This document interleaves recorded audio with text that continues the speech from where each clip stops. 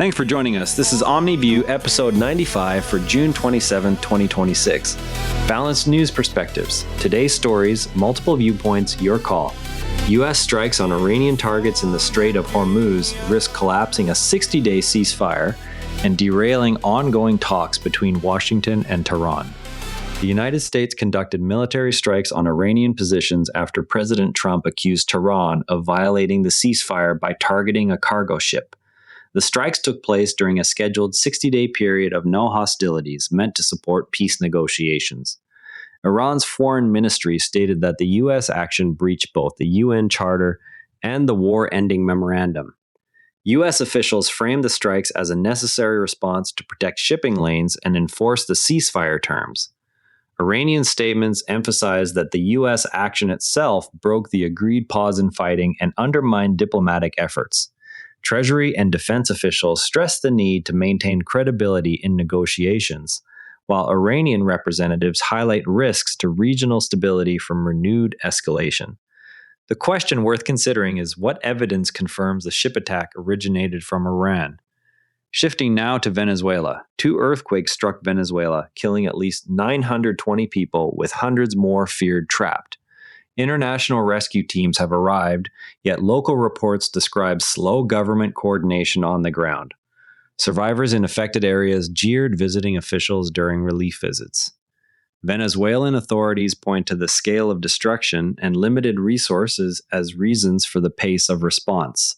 Opposition voices and local residents argue that political priorities have delayed aid distribution and that greater transparency would speed recovery.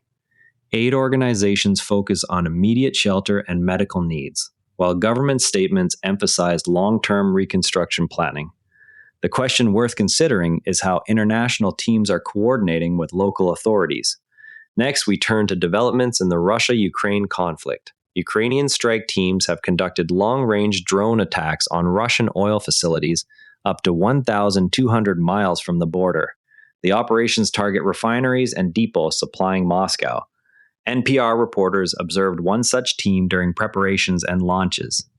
Ukrainian military sources described the strikes as essential for degrading Russia's war economy and reducing its capacity to sustain operations.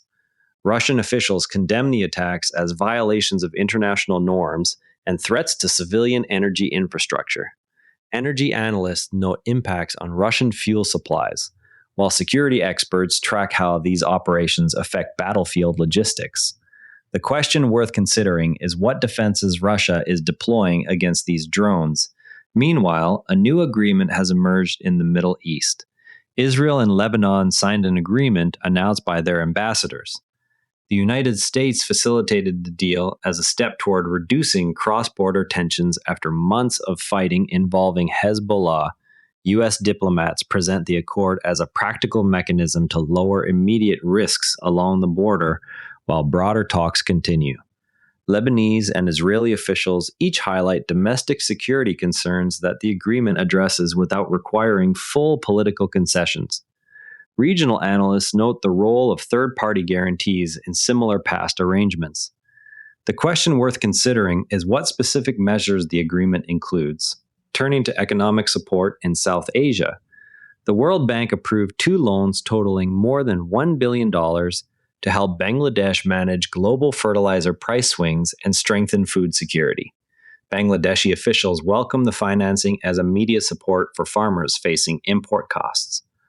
World Bank statements emphasize the loan's focus on stabilizing supply chains rather than long-term structural reform. Agricultural economists track how such funding influences planting decisions in the current season. The question worth considering is how the loans will be dispersed to farmers. Now we look at an educational shift in Ukraine. A Ukrainian university has relaunched its Russian studies program with a curriculum centered on understanding an adversary's language, history, and decision-making. Program faculty argue that detailed knowledge of Russian society improves strategic planning and reduces miscalculation risks. Critics within Ukraine question whether such studies divert resources from other national priorities during wartime. The question worth considering is how many students have enrolled so far.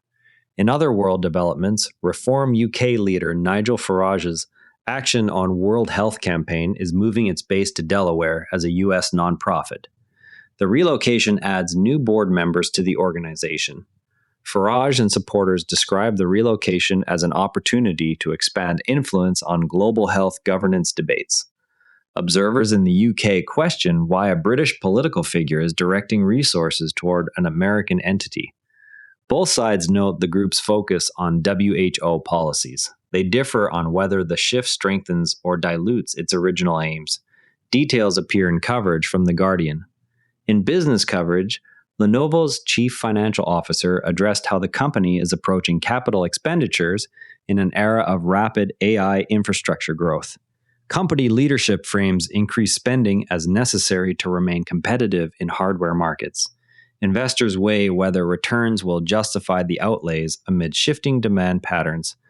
Both sides recognize AI as a major driver of technology budgets. They differ on the pace at which revenue will offset costs. The full interview is available via Bloomberg.